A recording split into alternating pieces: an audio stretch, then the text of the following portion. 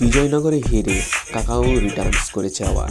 বন্ধুরা, আজকে কথা বলবো বাংলা সাহিত্যের জনপ্রিয় চরিত্র কাকাবাবুকে নিয়ে আসন্ন বাংলা ছবি বিজয়নগরের হিরো সম্পর্কে। এই সিনেমাটি তৈরি হয়েছে সুনীল গঙ্গোপাধ্যায়ের বিখ্যাত কাকাবাবু সিরিজের একটি জনপ্রিয় গল্প অবলম্বনে। এই ছবিতে আবারও প্রসেনজিৎ চট্টোপাধ্যায়কে দেখা যাবে কাকাবাবু চরিত্রে। তার সাথে থাকছে অভিযান, রহস্য এবং অজানা জায়গার রোমাঞ্চ।